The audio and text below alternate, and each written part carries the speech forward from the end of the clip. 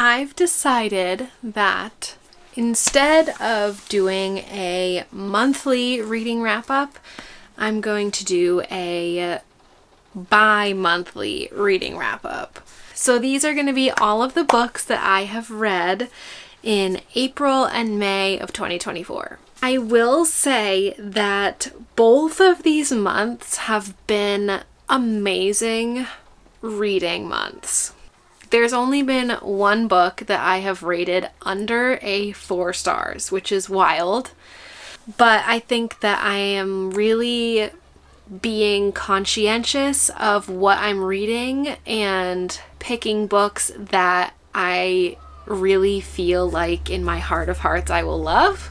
So maybe that's why, or maybe I just literally think everything is good.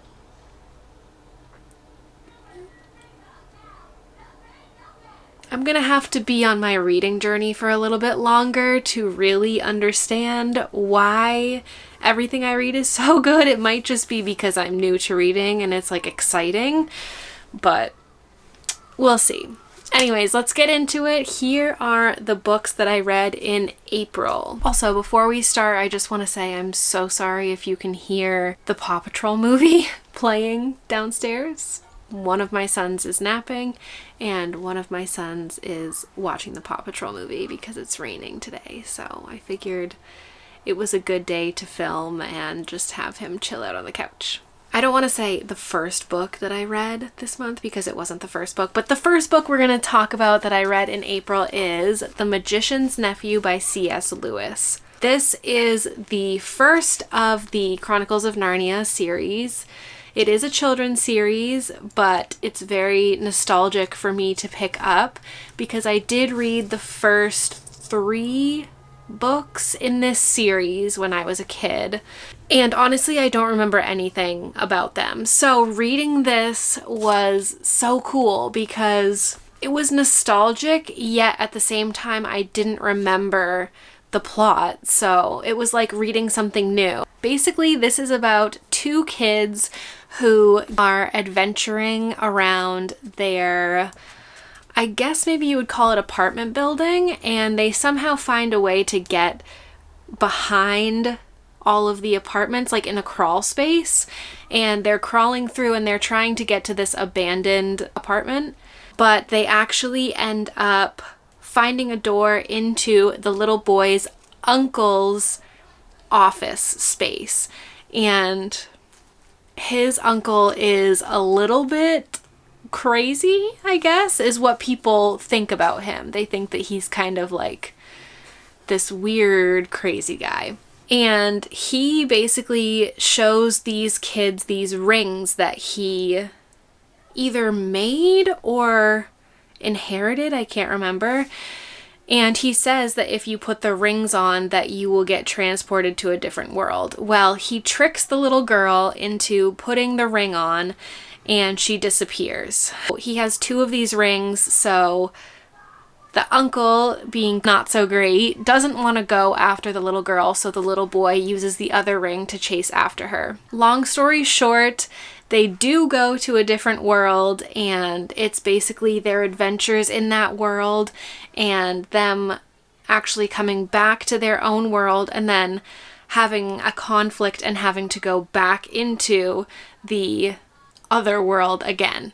I don't want to give too much away, but this is so magical and so unique and so whimsical, and it's definitely a very fun time. I ended up giving this a 4 stars, but this is the beauty of doing a bi-monthly wrap-up, is that thinking about it, I actually think that this would be more like a 4.5 stars because it's just so unique, and I think that's one of the things that I love about books.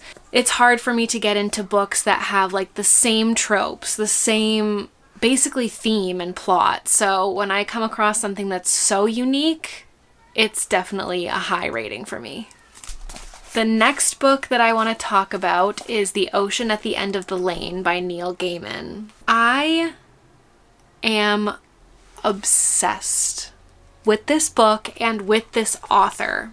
The only other book that I've read by him is Coraline, and I absolutely loved it. I watched the movie before I read the book a long time ago, but I still gave it 5 stars. Like, seeing the movie did not ruin Coraline for me, Coraline the book. But anyways, this book, I don't know what he puts into these books. Look how small this is. This is literally like 170 pages, I'm pretty sure. Yeah, literally 170 pages. And he packs so much into his books within such a short amount of time. Coraline was also this small. I don't know about his backlist, but I'm definitely reading his backlist, first of all, but I don't know if all of his stories are this short, but I'm just really impressed by the way that he can fit so much into such a small book without it feeling crammed in there. This book is about a man who goes back to his hometown for a funeral, and after the funeral he decides to take a little detour and go down to his road that he used to live on, and he ends up going all the way down to the end of the lane to see his neighbors that he used to spend time with as a kid. When he goes there, he's kind of almost like feeling a little bit, I don't know what word I'm trying to think of, but like almost like dazed, not dazed, but like he knows that like he used to spend time with these people, but he doesn't really remember like in what context or anything. And when he gets there, the old woman who answers the door invites him in, but eventually he ends up going to the backyard where he finds this small pool of water, and seeing the pool of water, he gets a massive flashback to his childhood. I'm getting chills right now. That's how much I love this book. He gets a flashback to his childhood and remembers this crazy, magical, spooky as hell thing that happened to him and his neighbors when he was a kid. I have such intense chills right now. I can't really tell you anything about what happened to him because it will give it away. This book is a 5-star book for me. Again, just like The Magician's Nephew, it is so unique. And again, I know I already said it, I can't believe how much he packed into this small book without making it feel too rushed or too cramped. I just had to go check on my son, and I ran back up the stairs, and I'm winded. She needs to work out more. All right, anyways, so the next book that I want to talk about with you guys is Financial Feminist by Tori Dunlap. I'll be quick with it because I know a lot of people aren't really into nonfiction.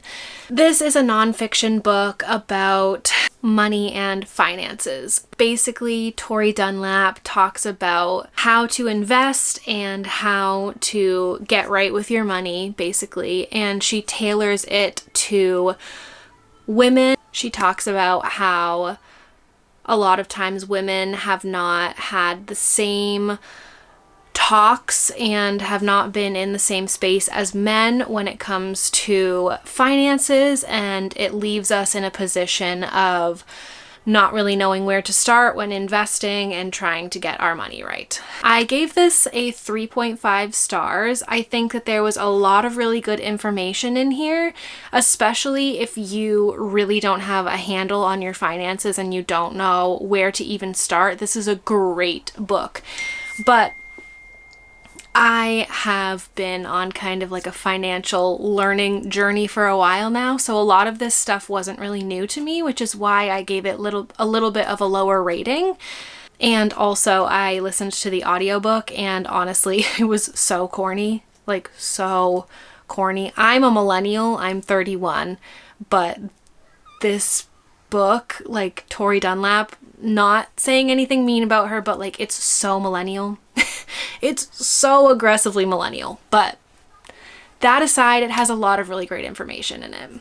The next book that I want to talk about is The Book Thief by Markus Zusak.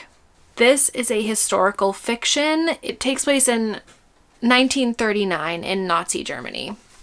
This book is actually narrated by Death, which is very interesting. And it is about a little girl named Liesel who lives in Nazi Germany. Her mom has to give her and her brother up for adoption. I think she gave her children up for adoption because she knew for some reason that she was going to be taken by the Nazis. But on the train ride to their new home, Liesel's little brother actually passes away. And that's Liesel needs to go to her new home all by herself. She is greeted when she gets there by this like grouchy and like very like aggressive foster mom, and her foster dad is so sweet and caring and loving, and just like the foster mom and the foster dad are like polar opposites. Liesel finds solace in books, but books are very hard to come by in Nazi Germany, and books are even being like burned in the streets. And that's where she gets the name the book thief, because she steals books from piles that are supposed to be burned from different places. And it's just her journey of childhood in Nazi Germany in this hard situation, and finding love in her foster father and her friends, and actually the Jew that they end up harboring. The end of this is absolutely devastating, and I cried like a baby. This was also a 4-star book for me. It was slow at times, I will say, but I find a lot of times with slow books that are just really about people and don't really have like a plot, I find myself thinking it's kind of like slow and boring. But in actuality, I think books like that really just want us to get to know the characters on a deep, deep level, just to break their heart at the end. But it was amazing. So sad, and it affected me so deeply. The next book that I want to talk about is Happy Place by Emily Henry. This was my first Emily Henry book, and actually one of the first romances that I've picked up since I started reading last year. I wanted to kind of start my romance journey with some tried and true authors, and I know that Emily Henry is sometimes described as more of like women's fiction with romance in there, and that kind of appealed to me because I'm not really into like rom-com-y type of books. This is about, I can't remember their names. This is basically about a friend group that always goes to Maine to one of the friends' family home that's on the beach, and the main girl and, oh my god, what are their names? Harriet and Wynne have been dating, I think since college. I can't really remember like where or when they started dating, but they started dating.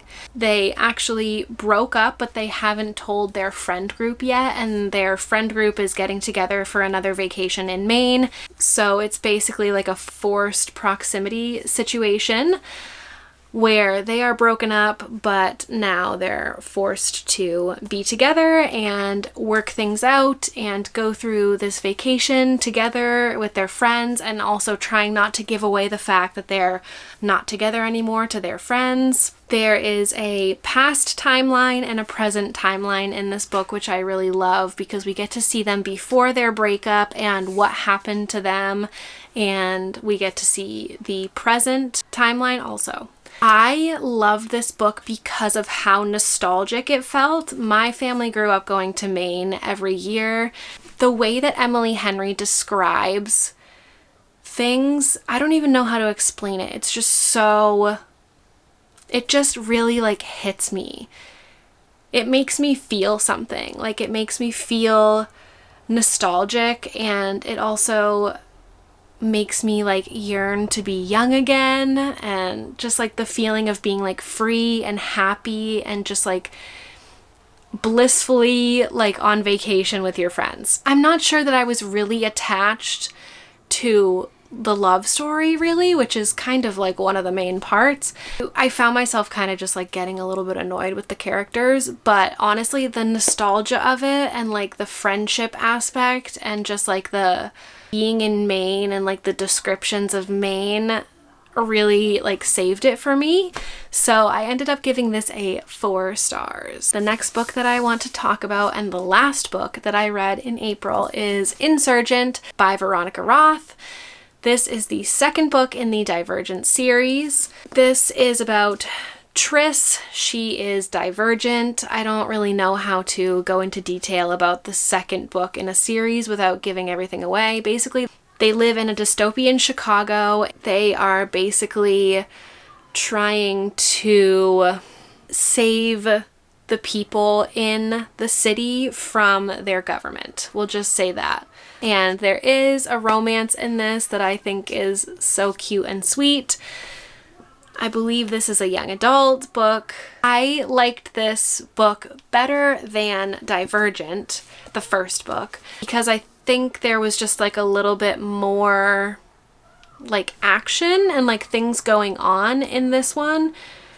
Which now that I'm saying that, I don't really know if that's true. I don't really know why I liked this more because this was very similar to the first one, but for some reason I just liked it more. I just remember liking it more and I ended up giving this a 4 stars. Going right into May.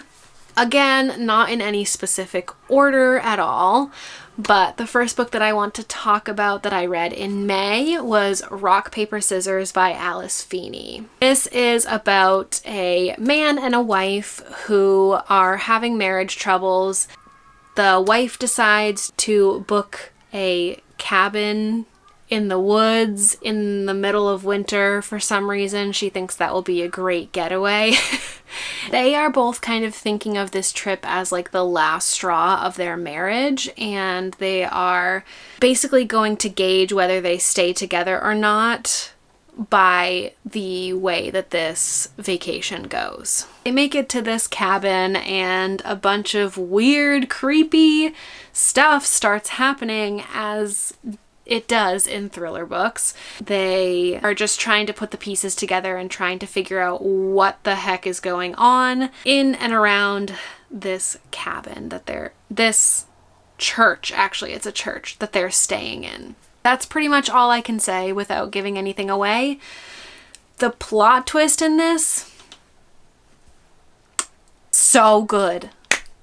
Honestly, I did not see the plot twist coming at all. It just completely blew my mind. And I feel like this would be such a good read for like the winter or like end of fall time because they're basically stuck in a snowstorm in this church. I ended up giving this book a 4 stars also. I feel like every single book in this video has been a 4 stars. The next book that I want to talk about that I read in May is The Ballad of Songbirds and Snakes by Suzanne Collins.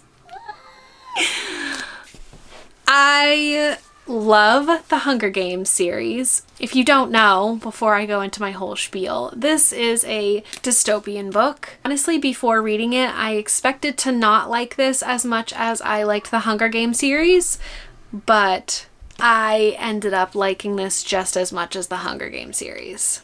This book is about Coriolanus Snow, who in the Hunger Games series is the president of Pan Am. So this is basically like a prequel about his life as a young man before he was president of Pan Am. And it really just goes into detail about his story and just what he went through and how he got to where he is in the Hunger Games. In my opinion, I think that it would be better to read the Hunger Games series first and then this, but you could read this first. You could easily read this first and it wouldn't spoil the Hunger Games at all. I think just reading this after reading the Hunger Games, it just hit a little bit better for me personally, I think.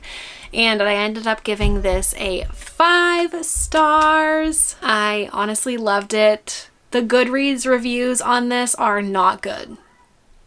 I don't think that people like this book, but I like it. I like it a lot. Anything in the Hunger Games series, I'm gonna love it, honestly. Okay, guys, the next book that I want to talk about is Graceling by Kristen Cashore. This is a young adult fantasy, and it is about our main character, Katza, who is a Graceling in this world. And a Graceling is a person that is gifted with these magical powers, and every Graceling has a different kind of power. And Katza's Graceling power is, in the beginning, it's basically portrayed as like her power is like killing, at least in the beginning. You kind of figure out a little bit more about Katza's power later on in the book, but she has to go on this quest with this other character named Poe to figure out why Poe's grandfather was taken hostage by a different territory, because nobody knows why he was taken hostage, because his grandfather is like a very peaceful man, so why would anybody want to hold him hostage? There's a little bit of romance in this. I was really, really excited for this one, and it didn't disappoint. I hoped that I would have liked it a little bit more, but I still really loved it. I ended up giving this a 4 stars. Also, I kind of feel like this video is a little bit redundant. Like, every single book is a 4 stars. Like, am I just a bad rater? Like, do I just think everything is good? I don't know, but in my opinion, I think this was a 4 stars. The next book that I read in May is The Wishing Game by Meg Schaefer. This is, I don't know what you would call this. Google calls this a fantasy fiction, romance novel, contemporary romance, domestic fiction. I wouldn't call this a romance book or a contemporary romance. I guess I would call it like a fantasy fiction, but I wouldn't say that there's like a lot of fantasy happening in it. But this is about a woman who is a teacher or a teacher's aide, and there's a little boy in her class that she wants to adopt because he's in the foster system and they have a really close relationship, and they bonded over these books that she used to read as a kid that she started to read to him when he was put into the foster system. The author of these books has not written another book in this really long series that's like 20 or more books. He hasn't written another one of these books in years, and he invites a few select people to visit him on his private island, which is the island where these books take place. And the people that arrive there need to participate in this competition to win the next copy of his book. So this is filled with like competition and like nostalgia and riddles. Lots of fun riddles to try and solve. A little bit of romance. There's not a lot. I wouldn't go into this thinking that it's a romance novel, but it's sprinkled in there. It's just very wholesome, to be honest. I also ended up giving this book a 4 stars. I really liked it. I think it was just like so cute and sweet, and it was really fun to try and figure out the riddles, and it kept me on the edge of my seat because I wanted to know who was going to win the competition, if she was going to get the book. Overall, it was just a really cute read. The last book that I want to talk about for this video that I read in May is Memoirs of a Geisha by Arthur Golden. Yeah. I was super intimidated to pick this up. I have watched the movie, and it is one of my favorite movies to this day still. I watched it when I was a kid, probably a teenager, and I still love the movie, but I was intimidated by this because this is... Okay, so this is like 415 pages long, but look at the text. Like, This could easily, if they blew up the text, this could easily be like 600 pages. So it was very intimidating to pick up. I was scared that it was going to be really slow and that I wasn't going to be interested at all. And I'm not gonna lie, like it was a little bit slow in a way, but I don't even think I would call it slow, because even though it was like a slow pace, there was still a lot going on and I was captivated the whole time. I wanted to know what was gonna happen. Even though I've already seen the movie, I haven't seen it in so long that I kind of forgot like bits and pieces of what the story was. I really enjoyed this, honestly. I will say that most of this, probably I would say like 90% of this was listened to on audiobook, because this, like, I just can't even focus on a page that has this much words and like this tiny lettering, and like the spacing is non-existent. So I read like a few chapters physically, but I just found that I was not enjoying it as much as I was when I was listening to the audiobook. So the audiobook was really great. I think that this is a little bit niche because I already really like the movie. I really like the story. I think that if you're not into historical fiction and if you are not invested in the characters and the story, that this might come off as slow to you. But still, I found this really interesting. And let's say it together. What did I rate this book, you guys? What did I rate it? Take a guess. 4 stars. Anyways, guys, that is my April and May 2024 reading wrapped up. I hope you guys enjoyed this video. If you did, please like and comment and subscribe. I really want to talk to you guys in the comments about books. Tell me if you guys have read these books. Tell me what you guys read in April and May. Tell me anything about books, please. I want to talk to you guys so badly. I just find talking about books so fun, and nobody really in my life is as obsessed with books as I am, so I would love some bookish friends. So please subscribe if you want to follow along for more videos like this, and if you love booktube and books as much as me. And I'll see you guys in my next one. Bye!